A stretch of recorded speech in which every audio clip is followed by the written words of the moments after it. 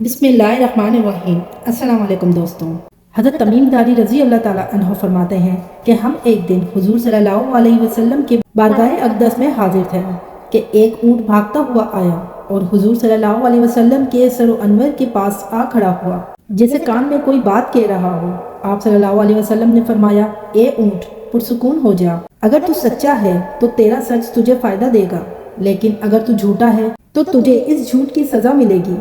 بے شک جو ہماری پناہ میں آ جاتا ہے اللہ تعالیٰ بھی اسے امان دے دیتا ہے، اور ہمارے دامن میں پناہ لینے والا کبھی نامراد نہیں ہوتا۔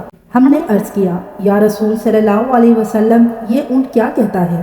آپ صلی اللہ علیہ وسلم نے فرمایا، اس اونٹ کے مالکوں نے اسے ذبح کر کے اس کا گوشت کھا لینے کا ارادہ کیا تھا، سو یہ اس کے پاس سے بھاگ گیا ہے اور اس نے تمہارے نبی صلی اللہ علیہ وسلم سے مدد مانگی ہے۔ ہم سب ابھی گفتگو میں مشغول تھے کہ اس اونٹ کے مالک بھاگتے ہوئے آئے۔ جب اونٹ نے ان کو آتے ہوئے دیکھا تو وہ دربار حضور صلی اللہ علیہ وسلم کے سر مبارک کے قریب ہو گیا اور آپ صلی اللہ علیہ وسلم کے پیچھے چھپنے لگا۔ ان کے مالکوں نے عرض کیا، یا رسول صلی اللہ علیہ وسلم، یہ ہمارا اونٹ 3 دن سے ہمارے پاس سے بھاگا ہوا ہے اور آج یہ ہمیں آپ کی خدمت میں ملا ہے۔ اس پر آپ صلی اللہ علیہ وسلم نے فرمایا، یہ میرے سامنے شکایت کر رہا ہے، یہ کہتا ہے کہ یہ تو تمہارے پاس کئی سال تک پلا بڑھا، جب موسم گرما آتا تو تم گھاس اور چارے والے علاقوں کی طرف اس پر سوار ہو کر جاتے، اور جب موسم سرما آتا تو تم اس پر سوار ہو کر گرم علاقوں کی جانب کوچ کرتے۔ اب جب کہ یہ اس خستہ حال کی عمر میں پہنچ گیا ہے تو تم نے اسے ذبح کر کے اس کا گوشت کھا لینے کا منصوبہ بنا لیا ہے۔ انہوں نے عرض کیا، خدا کی قسم یا رسول صلی اللہ علیہ وسلم، یہ بات بالکل اسی طرح ہے جیسے آپ نے بیان فرمائی ہے۔ اس پر حضور صلی اللہ علیہ وسلم نے فرمایا، ایک اچھے خدمت گزار کی اس کے مالکوں کی طرف سے کیا یہی جزا ہوتی ہے؟ وہ عرض گزار ہوئے، یا رسول اللہ صلی اللہ علیہ وسلم، اب ہم نہ اسے بیچیں گے اور نہ ہی اسے ذبح کریں گے۔ اس کے بعد آپ صلی اللہ علیہ وسلم نے اس اونٹ کو ان سے 100 درہم میں خرید لیا اور پھر فرمایا، اے اونٹ جا، تو اللہ کی رضا کی خاطر آزاد ہے۔ اس اونٹ نے حضور صلی اللہ علیہ وسلم کے سر مبارک کے پاس اپنا منہ لے جا کر کوئی آواز نکالی تو آپ صلی اللہ علیہ وسلم نے فرمایا، آمین۔ اس نے پھر دعا کی، آپ صلی اللہ علیہ وسلم نے پھر فرمایا، آمین۔ اس نے پھر دعا کی، آپ صلی اللہ علیہ وسلم نے پھر فرمایا، آمین۔ اس نے جب چوتھی مرتبہ دعا کی تو آپ صلی اللہ علیہ وسلم آپ دیدہ ہو گئے، آنکھوں سے آنسو بہنے لگے۔ ہم نے عرض کیا، یا رسول اللہ صلی اللہ علیہ وسلم، یہ اونٹ کیا کہتا ہے؟ آپ صلی اللہ علیہ وسلم نے فرمایا، اس نے پہلی دفعہ کہا، اے نبی مکرم، اللہ تعالیٰ آپ کو اسلام اور قرآن کی طرف سے بہترین جزا عطا فرمائے۔ میں نے کہا، آمین۔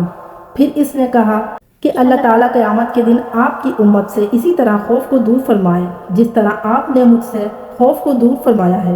میں نے کہا، آمین۔ پھر اس نے دعا کی کہ اللہ تعالیٰ دشمنوں سے آپ کی امت کے خوف کو اسی طرح محفوظ رکھے جس طرح آپ نے میرا خون محفوظ رکھا ہے۔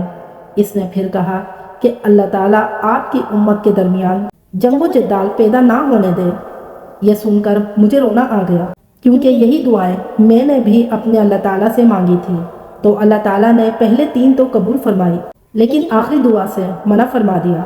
جبریل علیہ السلام نے مجھے اللہ تعالیٰ کی طرف سے خبر دی کہ یہ میری امت آپس میں جنگ کر کے فنا ہوگی۔ جو کچھ ہونے والا ہے قلم اسے لکھ چکا ہے۔ محترم خواتین و حضرات، نبی اکرم صلی اللہ علیہ وسلم کی حدیث مبارک آج بالکل سچ ثابت ہو رہی ہے۔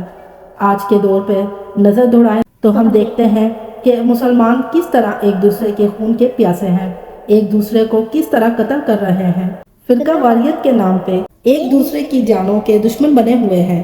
جتنا نقصان مسلمان نے مسلمان کا کیا ہے، اتنا نقصان شاید کافروں نے مسلمان کا نہیں کیا۔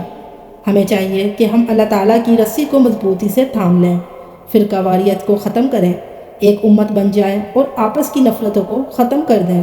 مسلمان کا بھائی ہے، آپس میں پیار و محبت سے رہیں۔ اللہ تعالیٰ ہم سب کو سمجھنے اور نیک اعمال کرنے کی توفیق عطا فرمائے، آمین یا رب العالمین۔ پیارے دوستو، مزید ویڈیو دیکھنے کے لیے ہمارا چینل ہسٹری آف اسلام ضرور سبسکرائب کریں اور دن کی تازہ ترین اپڈیٹس کے لیے چینل پر موجود گھنٹی کی بٹن کو ضرور دبائیں تاکہ ہماری ویڈیو سب سے پہلے آپ تک پہنچ سکے۔ اللہ تعالیٰ آپ سب کا حافظ و نگہبان ہو۔